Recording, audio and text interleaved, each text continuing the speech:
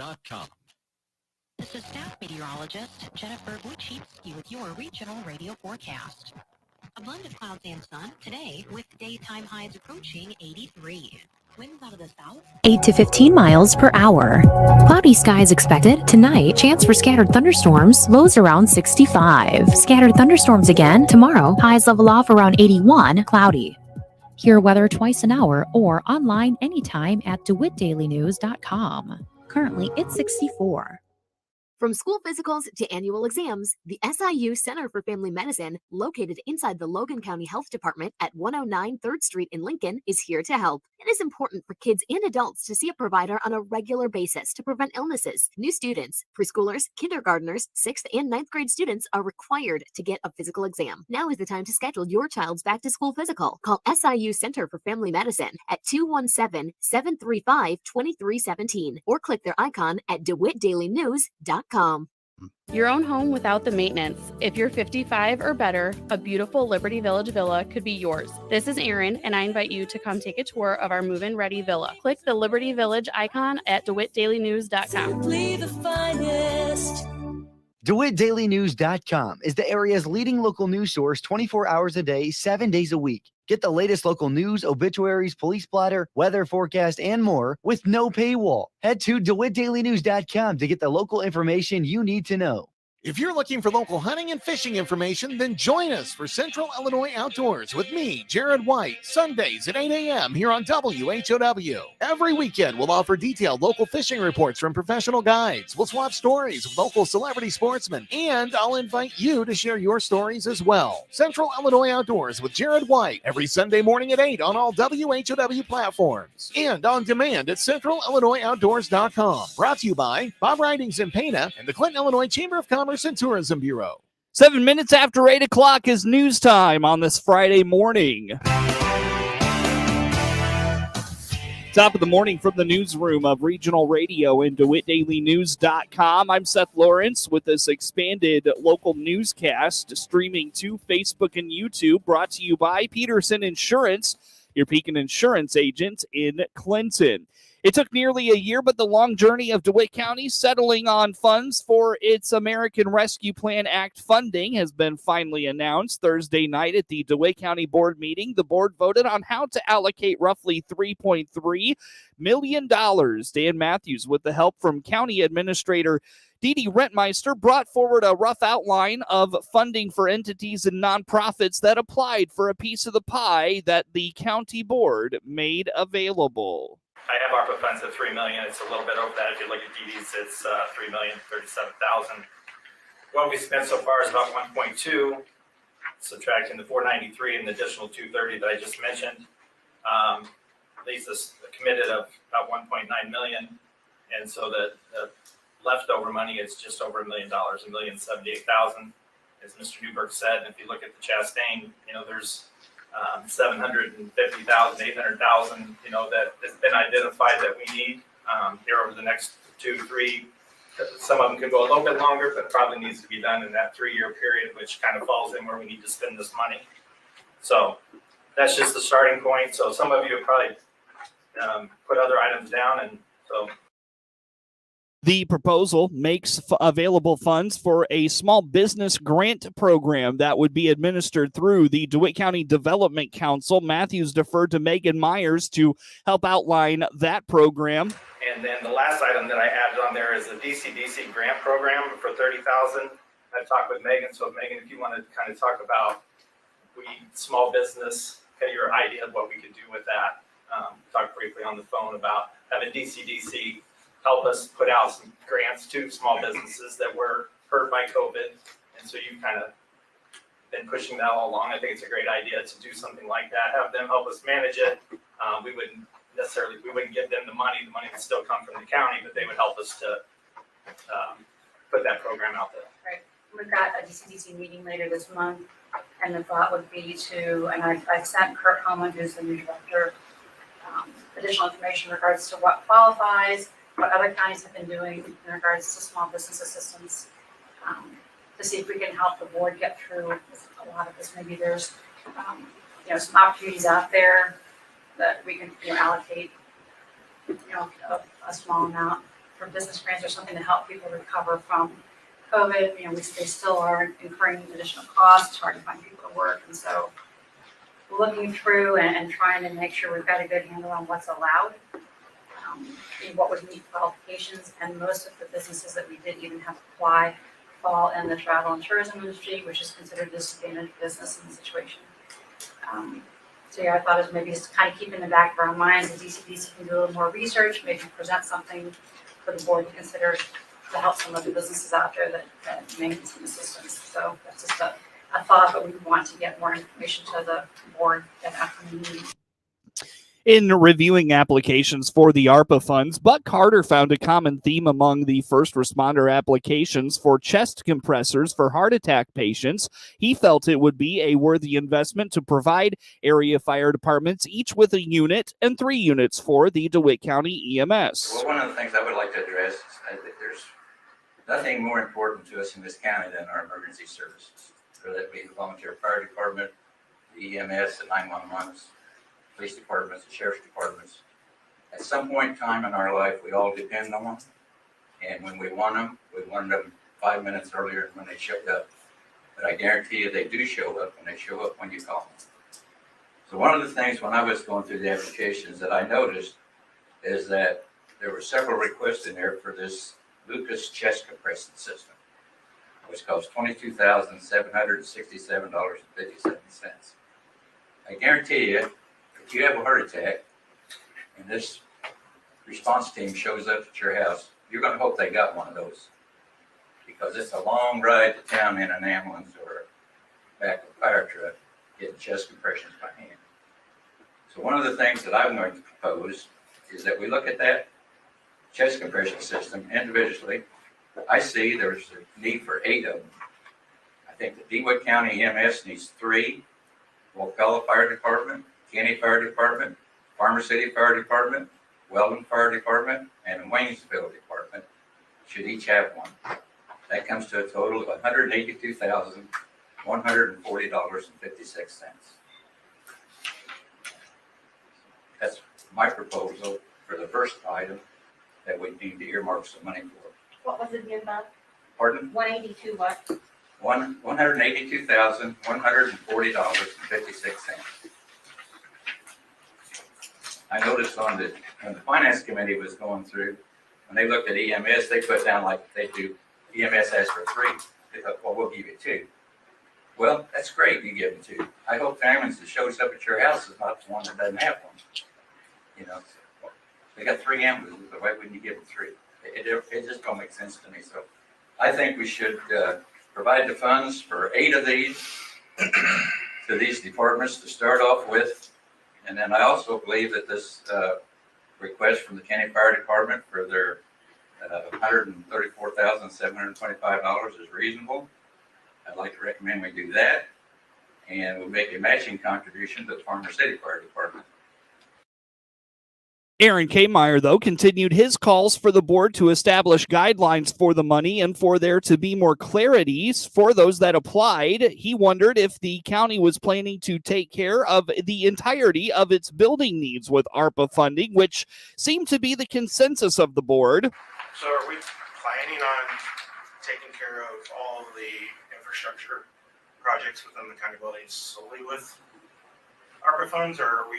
No, we've taken some of the escrow money and moved that into the budget for this coming year, which was what, 300,000? Yeah. So now, to answer your question, is no. Okay. Well, it's like the roof replacement. It was recommended that be done over the next 3 to 5 years. The roof was 1 to 2. 1 to 2. Yeah. All right. So when you get to the tuck pointing and some of those other things, yeah, that is like so over 3 to 5 years. So you can build that into the budget to do a little bit every year. Right. I submitted a spreadsheet, a matrix, prioritization matrix of how to start to weight the need of some of these applications, and kind of in germane to some of the conversations we had earlier around we're doing things for the 911 center, it's good for the county, we're doing things for the jail, it's good for the county as a whole. I can't see why we aren't prioritizing emergency services and EMS and fire first responders ahead of any and all the other projects. In fact, even ahead of some of the projects that we've done for the county at this point. Everybody doesn't think about it until they need it, like Buck says, and when they need it, then they're on Facebook complaining about it, or they're attending their funeral or whatever it might be, unfortunately. I think we need to go back and reprioritize this list. I mean, like you said, YMCA, $150,000. Kmeyer felt the board did not have a plan in place for how they wanted to proceed with the funds, but board members took exception to the notion they hadn't been planning. Board Chair Terry Ferguson hoped the board would focus on requests that had a lasting impact and not temporary things. But we have spent $1.1 million already on the county, or 1.2 to be exact. It's not like we neglected the county. We've almost spent half of the funds that are been allocated already to the county. And now what I'm hearing is we really want to spend 2/3 of the funds solely on the county facilities. I agree, and I see no problem with it. I don't have a problem with it. That would have been the decision 18 months ago or 12 months ago when we started this charade. But we did go out and tell all these people, hey, we got this money, we want to help you out, without any plan or any just way of how we're going to do it. And we've just kind of been flying by the seat of our pants. And now we've got people that are like, hey, what's going on here? Now we're deciding to make rules and conditions on how we want to distribute the funds, which is fair, but it's not fair to the people in the county as a whole. And we're making it up as we go.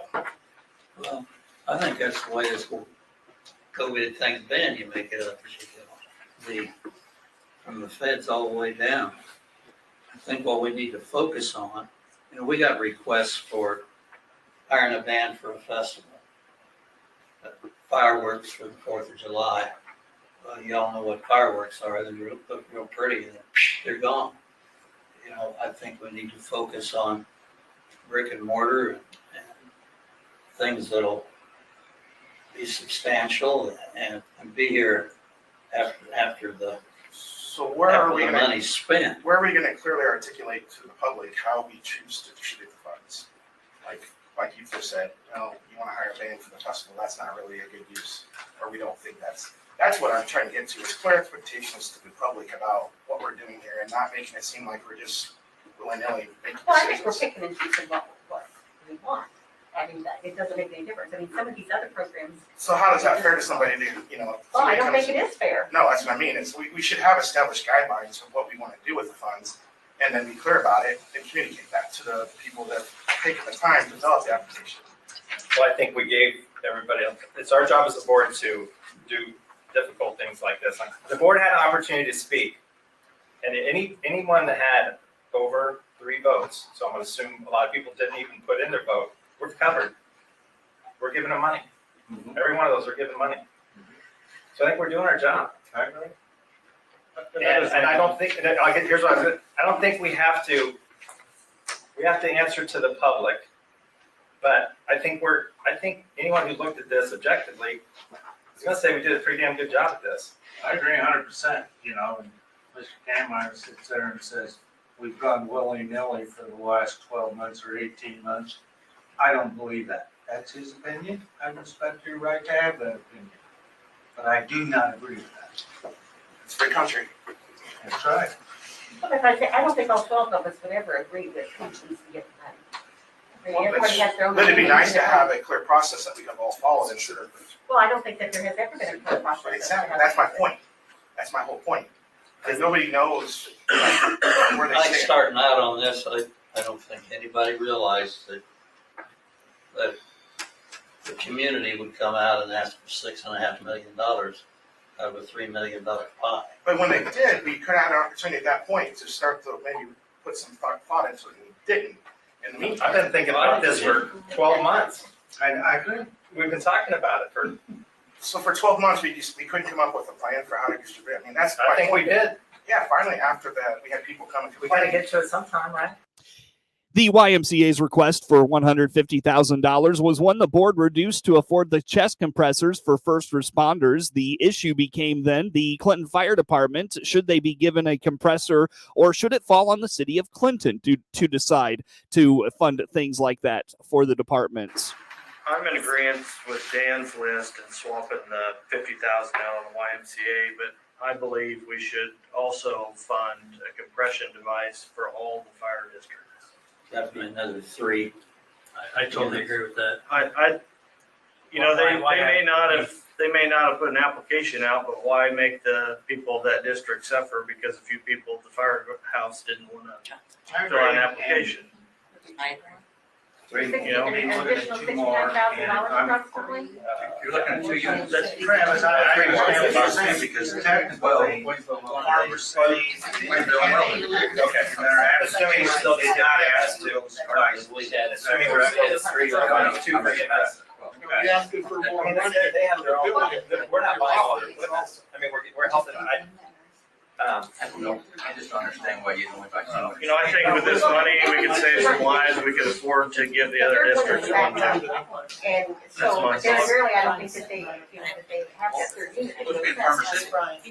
Supposed to be sent in Farmer City, show them here. Well, to their point, they said earlier, some of them are out of the county. I mean, they're running people. They're on the go. Excuse me, all 3 are operational. I got a question here for Brian. Does the Clinton Fire Department have a chest compressor machine? Okay. So was Clinton in that count, Bud? No, I didn't. I didn't include Clinton in that count. So now it's 9. I didn't know. Why would we? Well, somebody said the city of Clinton. City of Clinton not take care of their. Why would the city of, I agree. That's. I mean, they receive funds. 100%. Trying to get all of it. Yeah, all the villages in the county got money. As the board put more clarity on the amounts for each applicant, the conversation then shifted to accountability and how to get money to the groups. Rentmeister explained it would need to be determined if the groups would spend the money, then be reimbursed, or given the money and provide receipts of purchase.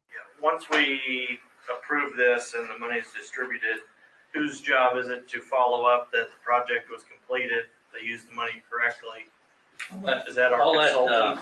I'll let Dee Dee explain that. Yeah, but I'm gonna have our grant requirement to, I have to do periodic reports and I have to show them. So the documentation is going to have to come in to show that,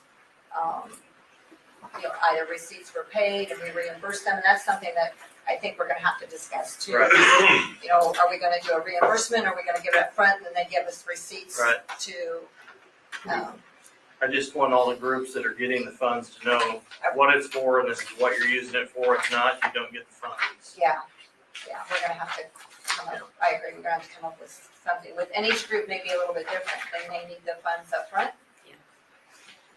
Or, They may be able to spend it. and then we reimburse them, so. Yeah, pay the bill. I just want the other fire departments that were given the chest compression devices to use it for that and not say. Well, or do we order, buy something like that? We We ordered can place 9. the order and then give it to them. Okay. So, County Clerk Dana Smith provided one last breakdown of the funding and how it would be distributed. Okay, it says Walpella Fire, $22,767.57. The Clinton YMCA, $100,000. Kenny Fire, $125,000. Farmer City Fire, $125,000. DeWitt EMS, $68,302.71. Farmer City Police, $17,900. DeWitt County Friendship Center, $64,000. Celebrate Clinton, that one came off. CH Moore Homestead, $28,225. Neighborhood Care Center, $25,000. The Vault, $25,000. American Legion, Farmer City, if I'm correct, $70,000. DCDC Grant Program, $30,000. And I don't know what CCDF is. Clinton Community Educational Foundation. Okay, Clinton Community Education Foundation, $15,000. And then Weldon, Waynesville, and Clinton Fire Districts, a total of $68,302.71. For a grand total, $784,497.99. The board had been set to discuss the funding earlier this month, but the agenda of the meeting time was not posted ahead for the set date, so it was canceled. The board unanimously approved the funding.